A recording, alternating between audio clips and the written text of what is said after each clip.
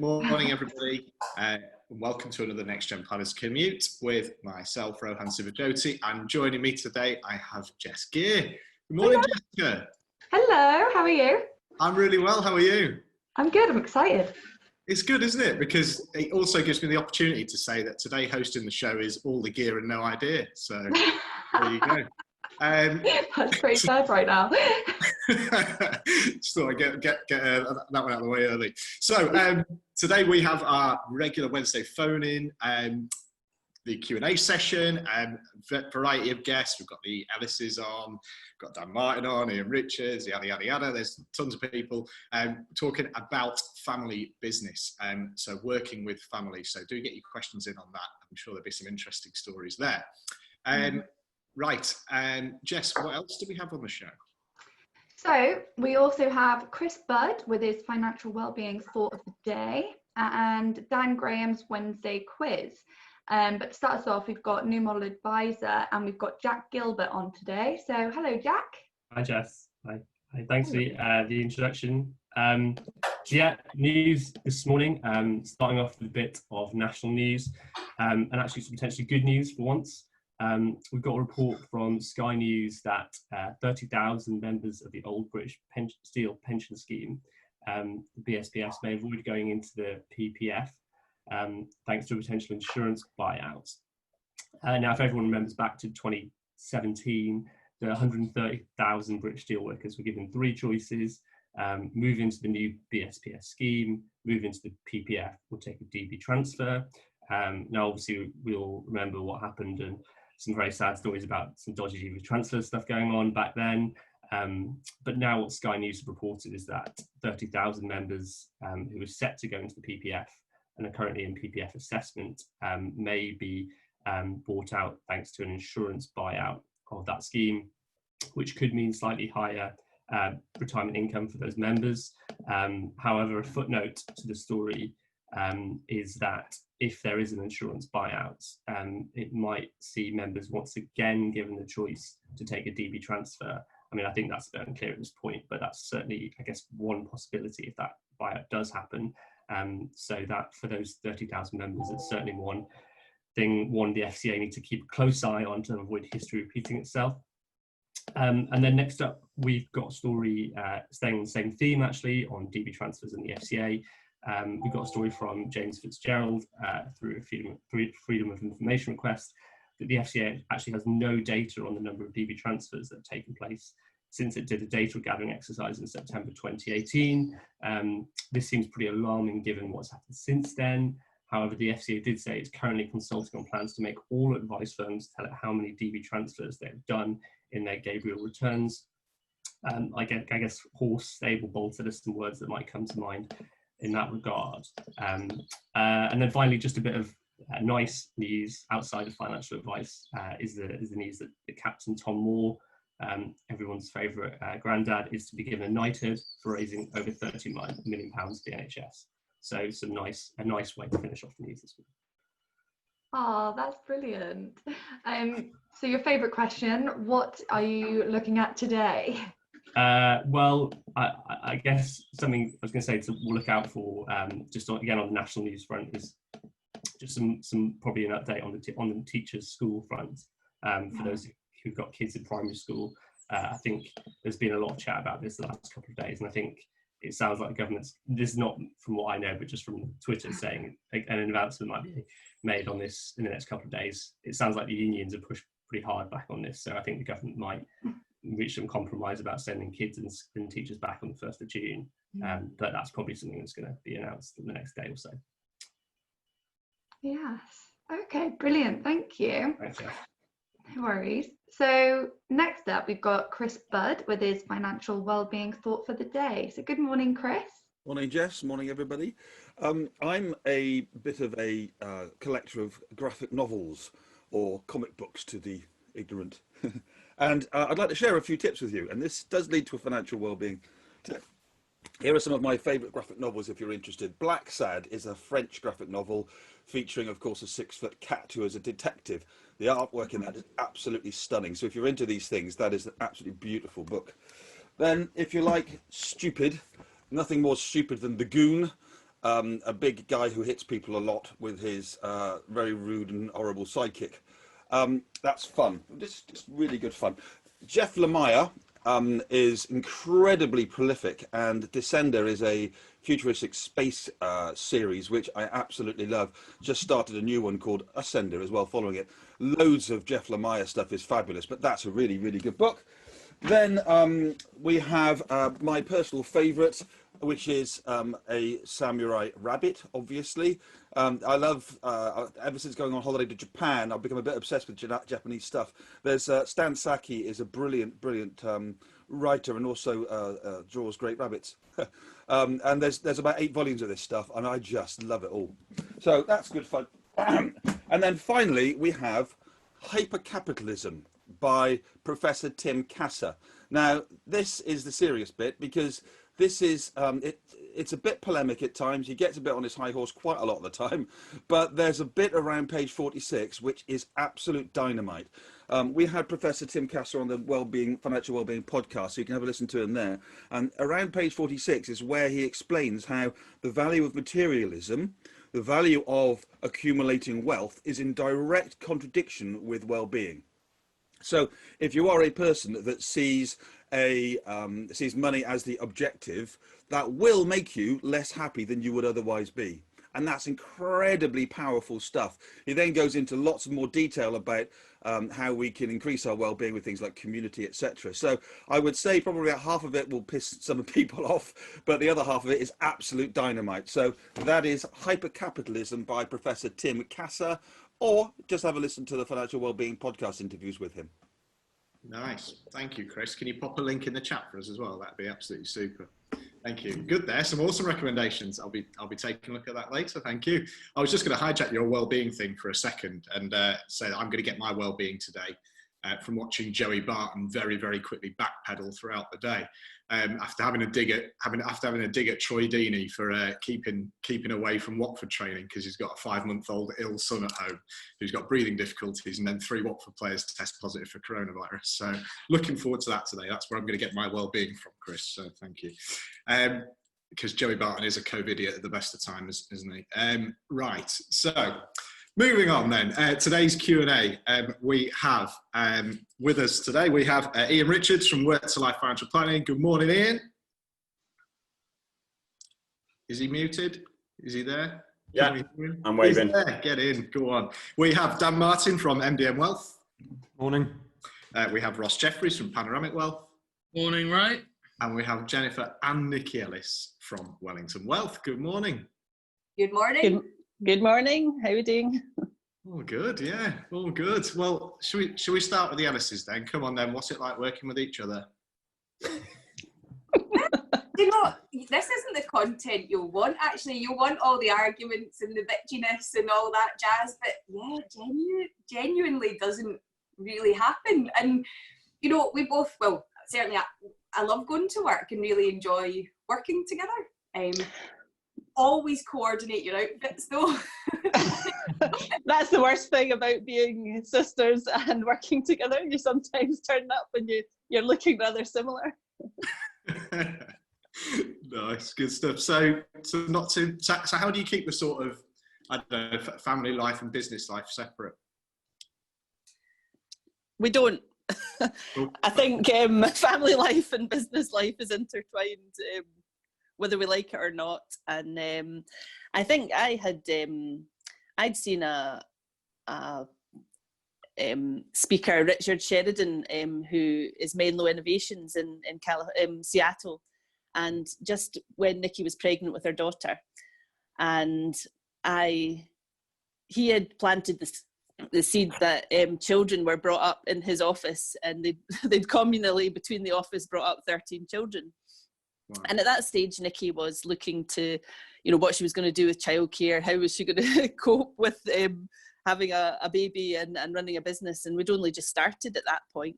And I said, well, we'll just bring Charlie in, you know, and she spent the first year of her life kind of in and about the office, which was nice because we all, you may not know that our dad and our aunt also work with us, so it's a real family business. And when Nikki had to go to a client meeting, you know, obviously Charlie was passed to the next person.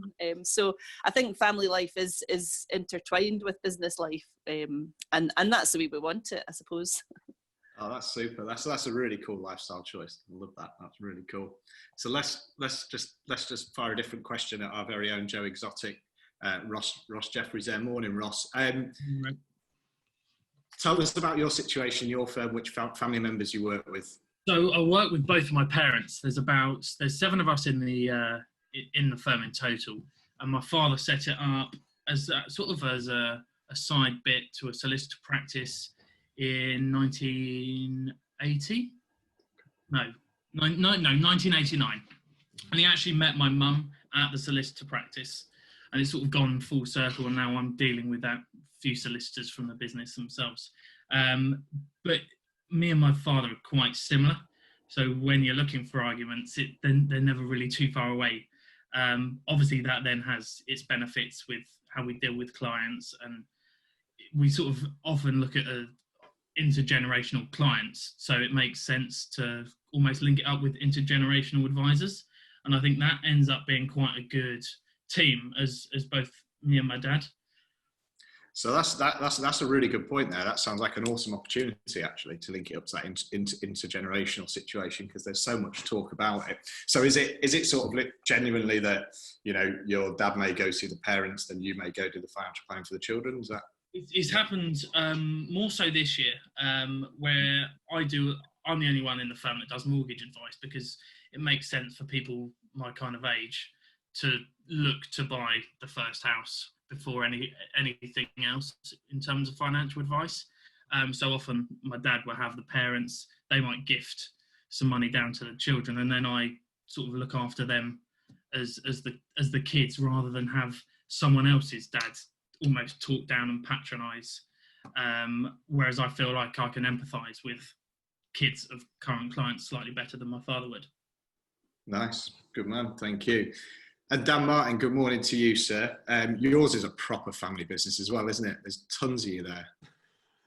It is. It wasn't ever planned to be like that. Sort of forced into it, given the current pandemic. But yeah, there's 4 of us out of the 5 currently in the business. Mainly my dad and I, but my mum also helps. She writes wills and does trust work, and I've got my little sister in. There's a pure form of nepotism, because she's going off to study midwifery come September, but we needed someone to help with the administration, which she's absolutely hated, so I've put her off for life. But no, it's a full family affair, mate. Right, good stuff. And so does sort of work dominate social gatherings, or do you try and keep them separate? Well, mainly when it's mainly Dad and I. We aim to keep them separate. We've sat down a couple of times and said this needs to stop. We have to sort of draw a line in the sand, and when it's social time, it is social time. But as Nikki and Jennifer said, sometimes it is quite difficult, especially under current circumstances, to have that clear differential. So as long as you embrace it, I don't think it matters too much, and as long as it doesn't overtake everything, then I don't see it being an issue, to be honest. Good. Okay, good. Yeah, it's nice to hear there aren't many issues at all this morning. This is good. Ian, tell us a little bit about your situation. Not that I'm saying that you've got issues in your business with family, but tell us about your situation with family at work to live. Yeah, so mine's a little bit different in terms of, I started at my firm 9 to 10 months ago, and it's just myself. I outsource some stuff, and my wife helps with some marketing, designing the website. I try and keep it away from the financial planning stuff, just because it probably takes so long to teach it. That I'm always best off getting somebody else in who's got some experience on that. But it's kind of trying to use the strengths that she's got that I don't have, and that's kind of how we work it. So it's on a kind of part-time informal basis, so a little less structured than probably the bigger firms on here. Okay. And what has changed about your relationship since working together? Not a lot, really, to be perfectly honest. if I generally do what I'm told, so that makes it a little bit easier. But no, I think it's just a case of understanding there is a separate, trying to just, if you maybe have a disagreement over something with regards to the business side of it, not to let that sort of come through into the family side of it. If you have a disagreement or get frustrated, because I think something that's quite simple, but it's not actually simple, but because I don't know how to do it, that sometimes it can, you get some tensions there, but it's a case of it doesn't generally feed back into the other side of the family life, especially when you've got kids. You've got plenty of other things to kind of focus on and fall out over. Okay, good, mate. Thank you. Good stuff. And let's cross back to the Ellis's. So, guys, I've seen some of the marketing that you guys do, and it's absolutely super. Is the family business message included within your marketing? I think it comes through quite subconsciously. I mean, we don't necessarily set out to market to families or attract family groups, but it's actually really come naturally in terms of most clients we have, we're in touch some way, shape, or form with the next generation. And we've already got clients that, were perhaps my dad's clients that he had passed to me when we set the business up, or did introduce to me. And unfortunately, they've passed away. I've seen the inheritance tax planning come to fruition that he put in place, which not a lot of people get to do. But then I've also helped, been able to engage the next generation who are in their 60s themselves. They're sort of at retirement age themselves. So that's been quite, as I say, yeah, something we don't necessarily set out to do, but I certainly think the family dynamic in the business has helped with that part. And Jenny's mainly responsible for our social media feed. Yeah, I think we had a photo that was actually, again, it's not a brilliant quality photo, but it's of two hands. And at the time it was our oldest and our youngest clients, which just happened to be our gran and Nicola's daughter when she was 1. And it was a touching moment that Nikki captured spontaneously, but it sort of encompassed everything that the business really was about, I think. And we did use it in our marketing, but only because it was a photo we happened to have. Nice. Cool. And so obviously with you guys having, parents who were running a financial planning firm, when you were growing up, were you both of that mindset that you were going to jointly go into the family business and run a financial planning business? Well, our parents, we actually grew up in a hotel and pub in Troon, because our dad actually came into financial services kind of later on in his career. So we grew up always working as a family. We were dishwashing or waitressing, absolutely nothing to do with financial services. So that kind of came later, certainly for me after uni. Again, Jenny fell into it. She was a hydrographic surveyor by trade. So, the financial planning side, we always knew we wanted to go into business. And actually we talked about numerous businesses where we're just both working in financial services at the time, but found quite a passion for the people and the helping people. That's really what we wanted to do. And we thought, this is something we could do, and it comes again quite naturally to us, the sort of touchy-feely side of things. It's a joy to advise our clients. They're nice people. That's our kind of client criteria of nice people. So it's a pleasure to do business with them, and we just have fun at work. We really do. We just enjoy it. Ah, cool. Very good. It all makes sense now that you two grew up in a pub as well. Yeah. I've finally something's just squared off there. That's good. Okay, so Ross, obviously you've got other people within the business who are outside of the family, haven't you? How like from bringing people in who are from outside the family dynamic and stuff, and just making sure it isn't too cliquey, what sort of stuff do you put in place for that? I think it is really tough, because obviously we're sort of a team as an office, and then you've almost got this sub team as just 3 out of 7 as the family members. So I do think it is really tough, but I just think it's open and honest about how the dynamics of the office are how they are. You can't really avoid that, but you have to be as welcoming and as open as you possibly can be, I think, to almost allow them to feel like part of at least the office family, if not the actual family. Okay, good answer, mate. And in terms of, obviously, because it was family business, that kind of thing, did you ever feel any pressure to go into it?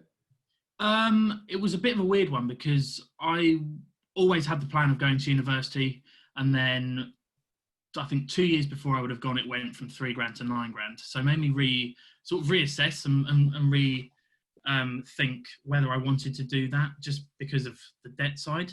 And then I joined, went through, and I think I had the first 18 months of working in the family business was pretty low and pretty lonely because all my mates were at university. And at that point, I would have happily walked away.